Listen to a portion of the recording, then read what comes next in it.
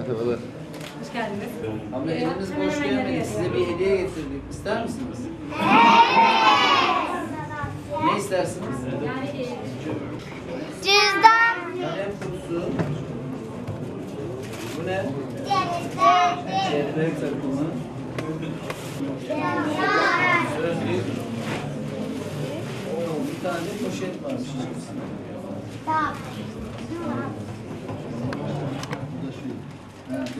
Dosya. Bakın bunun içinde defter var, kalem var, yapıştırıcı var, kalem açıkı var, sulu boya, pastel boya, kuru boya, sulu boya, cezve, makas. Adın ne senin? Evet. Leyla. Buyur bakayım, bu senin. Ya bu için bak burada bir tane güzel bir kızımız daha var burada. Al bakalım delikanlı. Bu da senin. Burada bir güzel kızımız daha var burada. Evet, burada. Al bakalım hanım, bu da senin. Tamam mı? Beğendin mi? Al bakalım. Almayan kim kaldı? Almayanlar parmak kaldırsın. 4 tane eşek kaldı var. Evet. Adın ne senin? Aa bak bu. Görüyor musun?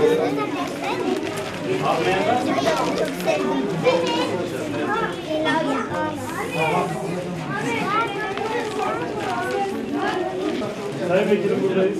Çocuklar gülümsüyoruz. Çocuklar, fotoğrafçılara bakın.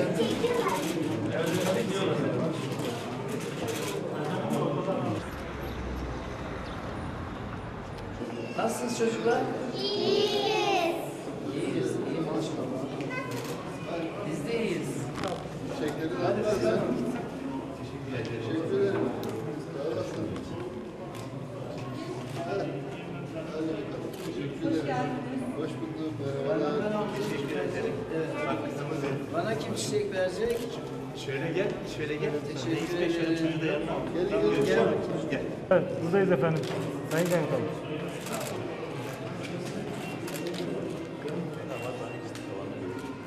Bir. Maşallah.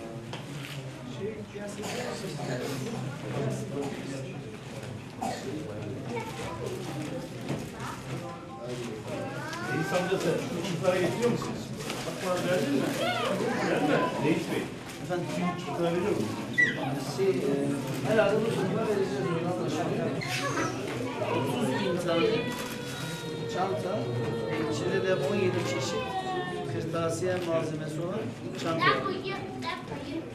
İçimizdeki ilkokul, ortaokul ve lise öğrencileri.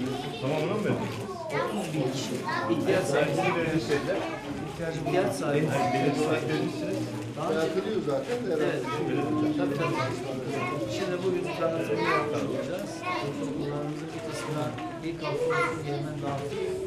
Şimdi kalan kısmına dağıtacağız. Toplamda 30.000 tane ihtiyaç sahibi öğrenci inşallah. İyi, hayırlı olsun. Evet çocuklar.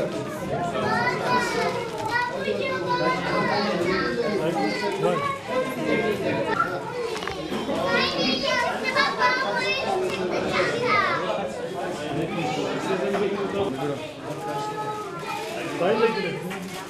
Sayın Vekilim buradayız efendim.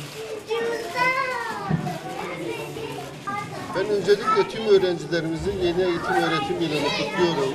Velilerimize, öğretmenlerimize, okul yöneticilerimize bu süreçte kolaylıklar ve başarılar diliyorum.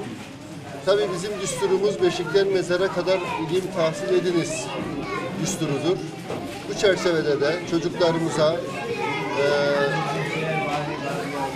iktidarımız döneminde biliyorsunuz okul kitaplarının tamamını ücretsiz hale getirdik ve okullar başlar başlamaz her çocuk bunları önünde hazır buluyor. Buna ilave bir katkı olarak Şahin Bey Belediye'mizin yapmış olduğu bu kırtasiye yardımını çok önemsiyorum. Bu kırtasiye yardımı ilkokullarda, ortaokullarda, liselerde ihtiyaç sahibi öğrencilerimiz için son derece faydalı, son derece yararlı bir sosyal hizmet oldu. Bu noktada Sayın Tamazoğlu'na teşekkürlerimi sunuyorum. Çocuklarımıza da bu eğitim öğretim döneminde kırtasiyeleri kullanarak başarılı bir dönem geçirmeleri noktasında hayırlı olsun diyorum. Teşekkür ediyoruz.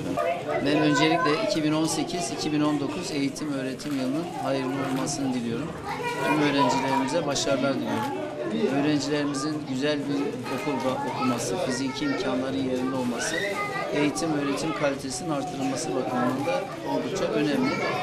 Biz de Şahinbey Belediyesi olarak her yıl olduğu gibi bu yılda 30.000 öğrencimize ilkokul, ortaokul ve lise olmak üzere okul çantası ve kırtasiye yardımında bulunuyoruz. İhtiyaç sahibi öğrencilerimize. Şu ana kadar 128.118 öğrencimize bu şekilde kırtasiye yardımında bulunduk. Çantamızın içerisinde silgi, sulu boya, pastel boya, kuru boya, kurşun kalem, cüzdan seti, yapıştırıcı ve benzeri 17 çeşit ürün bulunmakta. Öğrencilerimizin eğitim öğretiminde ihtiyaç duyacağı ürünleri inşallah güzellikle kullanmalarını, derslerinde başarılı olmalarını diliyoruz.